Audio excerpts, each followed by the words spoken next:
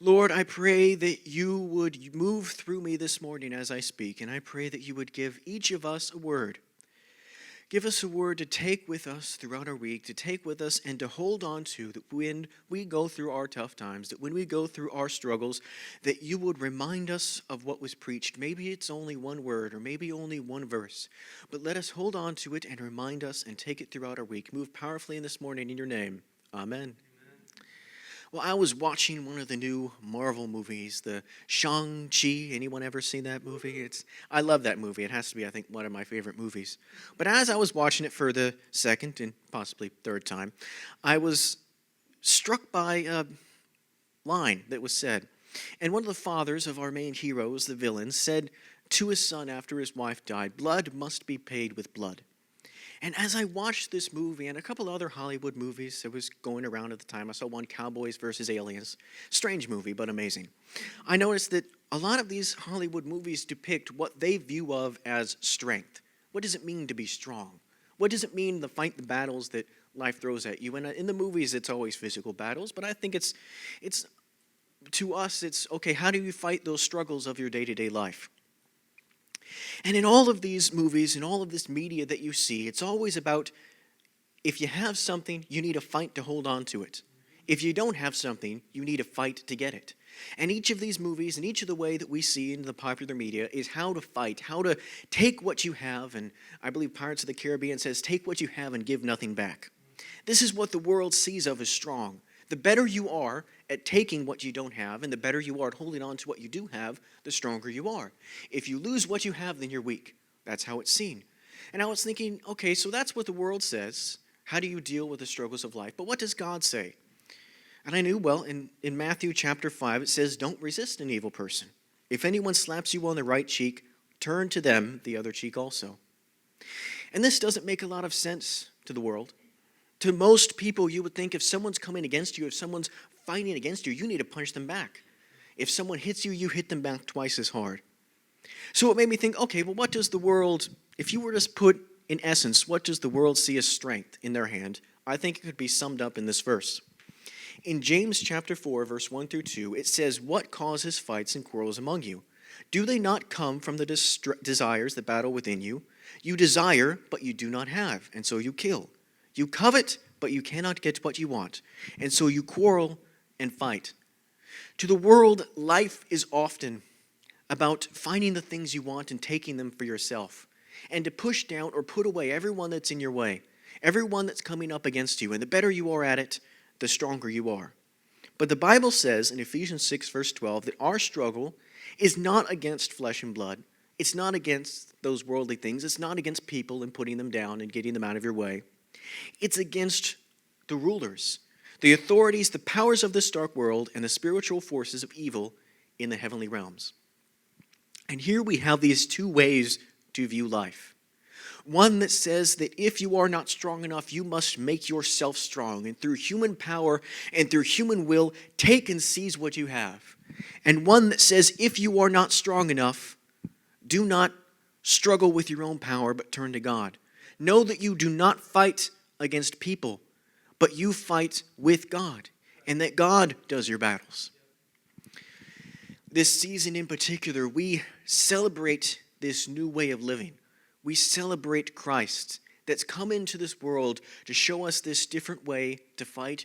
And I'm not talking about, I referenced Shang-Chi, but not a physical battle with swords and spears like in the movies, but how do we go through life? How do we struggle? There's a saying, fight or flight, that when you go up against a struggle in life, or when you go up against something that's coming against you, you have either one or two options. You can either fight against it with all your might, or you can run away. Well, this morning I would like to talk about fight, flight, or insight. Because I believe that God gives us a different option, that when we go up against the struggles in our life, when we go up against those tough times, we don't just fight or run away in our own power, but we fight with the power of God. We place Him first, and we honor Him first in those fights. So I would like to focus, as I was reading through the Old Testament, of the story of David. I love the story of David. The story of David, if you were to look at it, seems almost like the perfect example of fighting with human effort. It would be, if they were to make a movie of it, everything that Hollywood and the world would see of his strength. David was a mighty king. He had massive armies. He destroyed his enemies and everything in his wake. But when I went through his life and found some key moments that I'm going to discuss and talk about, I found that in each moment, I found a man that didn't fight with his own power, that didn't come against everything that was with him with all that he had, but always placed God first in everything that he did. And when he did that, God blessed him amazingly, even when he screwed up. So just to give a little background, David is made king by Solomon, or he is declared king. He is not king yet. And he goes into the service of Saul, king at that time, King Saul. Now, even though that David was declared king by God's prophets, he never betrays Saul. He never comes against him. He never backstabs him or talks against him. It says that when Saul was needing someone to fight for him, David went and fought his battles. When Saul was afflicted by an evil spirit, David sang for him on the harp in order to ease his spirit. And God blessed David because of that. It says that the people saying that Saul has killed his thousands and David his tens of thousands. And even though that David never came against Saul, he never stabbed him in the back, he never went around him, Saul hated David and he came against him, seemingly without cause. And sometimes we have those moments in life where we feel like we've been honoring God. We've been just doing as God has for us. And yet here's someone that we thought was our friend coming against us without cause. We never wronged them. We never went against them. But they're just coming against us. And how David dealt with Saul, I think, can tell us how to deal with those situations. For there was a moment when Saul came completely unawares and was caught by David in a cave, and all David had to do was reach out his hand, kill Saul, and go and take his throne. It would have been so easy for him to do so. He didn't have any army around him. He didn't have any of his normal protection. I mean, after all, David was declared king by Samuel. It was essentially his anyway. He was just speeding it up a bit. But he didn't do that. He said in 1 Samuel chapter 24, "The Lord forbid that I should do a thing to my master, the Lord's anointed, or lay my hand on him, for he is the anointed of the Lord." David knew that even though he was wronged without cause, even though that Saul was sinning, Saul was still chosen by God for that position. And he didn't need to remove Saul. For when a second chance came up to take him out, he said in chapter 26, "Don't destroy him," that is Saul, "for who can lay his hand on the Lord's anointed and be guiltless?" And I love this line. "As surely as the Lord lives, the Lord himself will strike him, or his time will come and he will die, or he will go into battle and perish. But the Lord forbid that I should lay a hand on the Lord's anointed." And the first insight I believe we can get from David's life is that God placed you where you're at, and God will get you to where you're going. David knew that even though he was declared king, it was not his place to remove the king. God put the king in, and God will keep the king. And we see that even in David's later lives, even when he messed up, I believe God honored this. God kept him as king because he kept Saul as king and knew that it was God who decides who leads and who does not. And sometimes, so often in our lives, we have those moments where we know that God has called us to a place. Maybe it's a promotion, or maybe it's a job, or maybe a new area in life you want to go to. You know that God's called you there, and a situation comes up where it seems like it would be so easy to compromise and get to that position on your own. I mean, it almost as if God just laid it into your lap. And we think, well, all I would have to do is compromise just a little bit. Maybe you're like David and you say, it's completely unarmed. And I think we can take that with us and say, you know what? I don't have to compromise in order to get where God needs me to be. I don't have to take the shortcut in order to get there. I know that in my work, when I first started my work, the thoughts went through my head, am I good enough to keep this job? It's the kind of job where if you mess up, they threaten you're going to go to prison and all that. They do it to scare you. And I think, am I good enough to keep this job on my own? And I remember praying to God and having him tell me, you know what, Jared, you didn't get this job. You didn't by your own power become smart enough in order to become this engineer. I put you there, and I'll keep you there. God kept me in my job. God, as things went on, gave me promotions in my job. I know it wasn't because of me. And we need to remember that in whatever area of life we're in, God will be with you. God will keep you, no matter how dark it is. And no matter how impossible it may seem to get to the area where you want to go, it is God who will put you there on his own. And whatever lies in your way will one day be moved, whether by the age of time or God removing them himself. As we go on in David's life, we see that he is made king. And he goes into battle. And this is something that I want to stress is probably the most normal thing that he did. It is probably the number one rule for a king to go into battle to protect his people. David ruled as king for decades, and he went into battle multiple times. And something that struck out at me here is even though he's probably gone into battle thousands of times, probably the most mundane thing in the world, it says that even then, David sought Nathan the prophet if he should battle. And the Lord answered him, "Go, I will deliver the Philistines into your hands." Even in the most mundane, even in the small, David still sought God. He didn't say, you know what, I don't need God in this moment. I mean, it's just something so small. I mean, it's a king, it's what I do. I don't need to honor God here. And the second insight we can learn from David's life is to place God at the center of your small battles.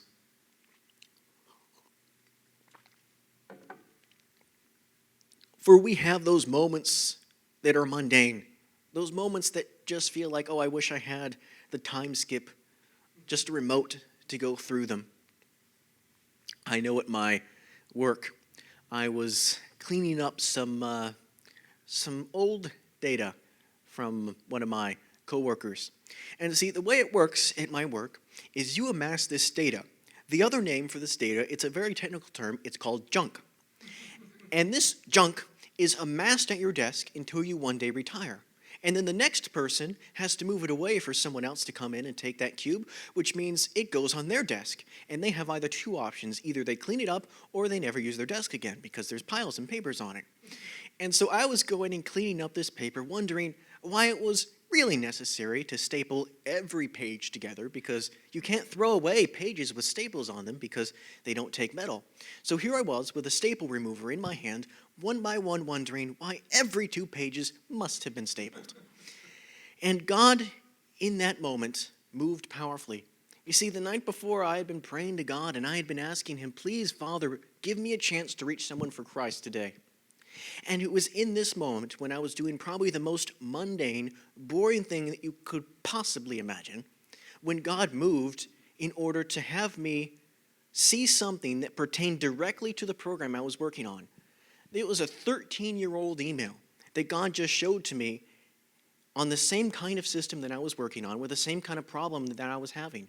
And God used that moment in order to have me preach to my program, to say that, you know what, God is good, and sometimes it's more important to honor God than it is to be smart and wise, for just the blessings that he gives to you.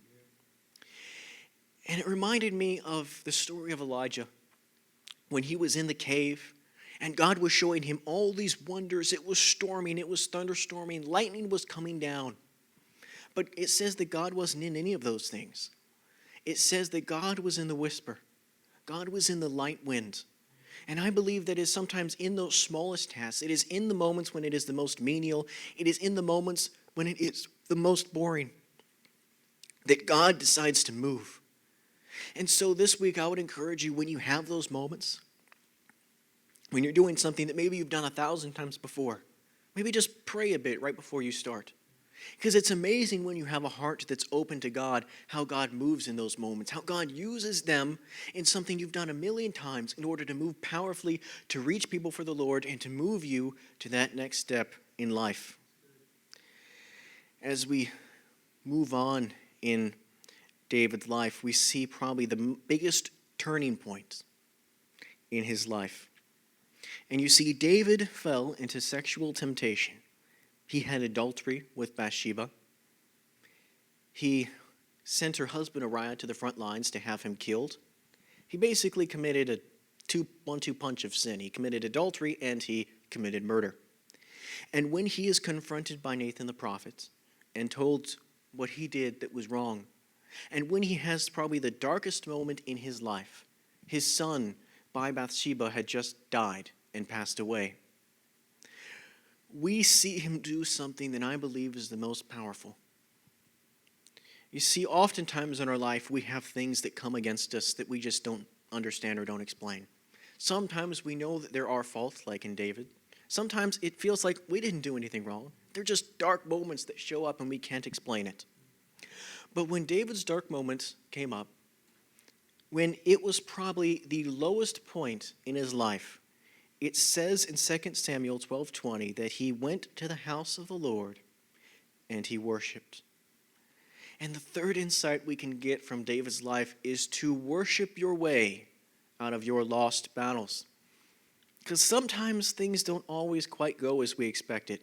Sometimes we think it's because we messed up. Sometimes it's just because dark things sometimes happen. And it's in those moments when I believe that worship is the most important. And the one thing I love about this story is not just that David went and worshiped. It's that we know how he worshiped. You know, later on in David's life, it's said in the Bible that David was a man after God's own heart. And I don't believe that was because David did everything right. We see that he clearly did not. He messed up just like Saul did before him. But David did something different. He always had a heart that worshiped the Lord. And I love the Psalms. We can actually find the psalm that David sung in that moment. The psalm in the description, if you read it, in Psalms 51, and I would encourage you to read this when you're at home. It's a wonderful and amazing psalm. And here is an excerpt from it. It says, "You do not delight in sacrifice, or I would bring it. You do not take pleasure in burnt offerings. My sacrifice, O God, is a broken spirit. A broken and contrite heart you will not despise." And to give a little backstory to this excerpt, previously Saul had been instructed by the Lord through the prophet Samuel in order to go wipe out this area that God wanted him to wipe out, to kill everything in it. Which makes it a hilarious story because here Samuel comes to Saul and he says to Saul, "Hey, have you done everything that God has instructed you for?" And Saul says, "Yes, I've done everything that God has commanded me." And Samuel comes and says, "Well, that's kind of funny because it's actually really loud. You see, there's really, really loud animals currently bleating in my ear, which would be very difficult because last I checked, dead animals can't actually bleat in your ear, which means clearly you didn't quite do as God instructed." And Saul said, "Oh, you don't understand. These animals I'm coming to sacrifice to God." Saul figured that maybe even if he didn't do as God asked, as long as he did the right things, as long as he did the sacrifices, as long as he did the burnt offerings, that's of course what God cares about. But here when David messed up, just like Saul did, the first thing he says is it's not about doing the right thing. It's not about, if we could put the verse back up, it's not about delighting in the sacrifice. It's not about doing the burnt offerings. They're important, but what matters is not that. It's having a humble heart. It's humbling yourself into the Lord. And I've always found the best way to humble yourself before God is to worship. That when you're in the darkest moments, it's not about getting out of them by praying all night long or making sure you say the Lord's Prayer 50 times. Maybe even not even showing up to church, as important as that is. The first and the most important thing to do is to humble yourself before God, to sit down and to worship. I know in this past time of COVID, in those moments when we didn't have a chance to worship, Pastor Mike said, maybe you could turn on worship and worship at your home.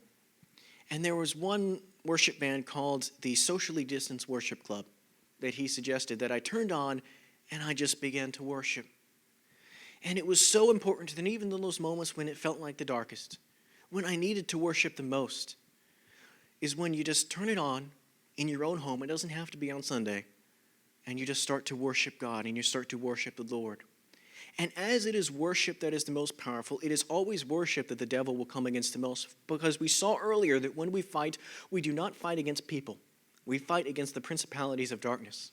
And we saw that just this past year when a law was put in place saying that you aren't allowed to sing because it would spread COVID. Because it is always worship that the devil will come against the most. It is always your worship to God. Because the devil would prefer you do all the sacrifices. He would love it if all you did all day is say the Lord's Prayer in order to get out of your darkness, as long as your heart remained cold. As long as your heart remains cold to God, he's fine with you showing up to church every Sunday and saying all the right things and doing all the right things, because he knows what will hurt him the most is always when you humble yourself before the Lord, when you get down on your hands and knees and you say, God, in this moment I need you.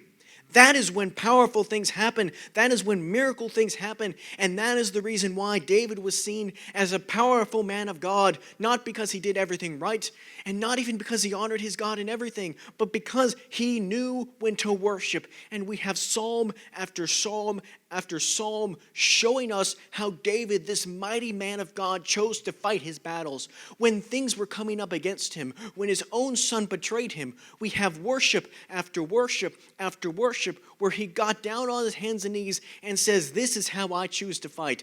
This is how I choose to live my life. As we go on, we were saying that Jesus came in order to show us a different way to live our lives, a different way to fight. And just as he came to show us a different way to fight, so as he was having his last days here in this world before he went up to heaven, we see him have these two ideologies once again opposed. He was with Pilate, and Pilate represented everything the world would define as strength. He was a ruler, he was a king, he had his armies, and he was wondering why Jesus, who was, as he viewed it, a self-proclaimed king, and he is the King of Kings, why was he not fighting like he expected? Why was he not fighting with human effort? If he was a king, why did he not save himself? And Jesus answered this in John chapter 18, because my kingdom is not of this world. If it were, my servants would fight to prevent my arrest by the Jewish leaders. But now my kingdom is from another place. Later on, he says that you would have no power over me if it were not given you from above. The first point I made is that God will take you where you're going, and God will keep you there. And Jesus was saying this, oh, you don't understand. I don't need to fight in order to take my kingdom. It's already mine. We don't need to fight in our own strength in order to take what God has given us, because it's already God's. That's why we just worship. We open our hearts up to God and we say, I just need you here in this moment. I love that when Jesus is coming on Christmas Day, the first thing we see is worship. We see the angels up in heaven singing the praises of God. The first insight in showing this different way of living, this new covenant in the way of living. And as Jesus, in Pilate's eyes, probably lost that battle, in Pilate's eyes, Jesus died. But we know better. For when he went to that cross, he is the King of Kings, the Lord of Lords, and he bought our souls. And when he rose again, our sin and our death was forgiven. Just as he is not a kingdom of this world, so what he bought was so much greater than anything this world can give. And as this church began to live and began to grow, we see the first example of this in Stephen. Stephen was the first martyr for God, as it is shown in the New Testament. And Stephen goes up against the Pharisees and against the Sadducees and the Sanhedrin. And he goes and he preaches the name of the Lord. He knows full well that he'll probably be killed over it. But he just says, you know what? I'm going to live this different way of living. This new way of living that Jesus taught us, this is how I'm going to do. And so he just, in his moment, chose to honor God. Now, if this was a movie, we would expect that at the last moment he would, I'm just imagining this be a Western, pull out his guns and start firing his way out. Oh, the good and justice has triumphed. But he said, no, that's not why I'm here. That's not what I've been sent to do. And so even unto his death, he just continued to preach. he continued to love and he continued to honor God. And through that death, Saul became Paul. For the persecution happened because of Stephen's martyrdom. And Saul, because of that persecution, came to know the Lord on the road to Damascus. Stephen is never known as one of the 12 apostles. He didn't write 2/3 of the New Testament.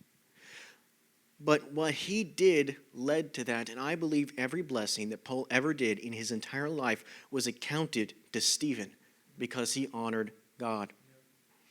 And sometimes we have those moments, and maybe we'll never become a CEO or the president. Maybe we'll never be an apostle, but it's in those small moments when we're just in the place where Stephen is that we say, you know what, I'm just going to choose to honor God here. And maybe it only leads us to touch one person, but maybe that one person is the next Paul. Maybe that one person is the next CEO, the next president. And everything that they ever do will be attributed to us because even in the small things, maybe even in the most mundane, we just chose to honor God in the moment that he's given us, to fight, not trying to look for as much power as we can get to become that next CEO, but just looking to fight and honor God and to just love people in whatever situation that he's given us in. And maybe you're watching online and you've had a very tough year this past year. And maybe you're constantly been worried, trying to fight for the things that you want to fight for. How do I keep my family safe? How do I keep my job? And you've been trying so often to try to keep what you have and take whatever you can get. I would tell you maybe there's a different way to live. Instead of living in fear, just try humbling your heart before Jesus. Because the first step is always to turn to Jesus and to humble your heart before him. So if that's you this morning, I would encourage you to pray with me, and we'll pray with you. It's a very simple prayer, just something that says, God, come into my life. Just say, Lord Jesus, please come into me. I lay all my worries and my cares down at your feet. Please come into my heart. I am now a Christian. Amen. And I would encourage you to turn to Psalms 51 and just to read that Psalms. Because if you're ever having a tough moment, and I believe there's someone out there that is, that's the perfect psalm to read. Because David, that was when he was at his toughest moments. And it shows you a perfect prayer and a perfect worship song to sing, to humble yourself before God. Did you receive the word this morning?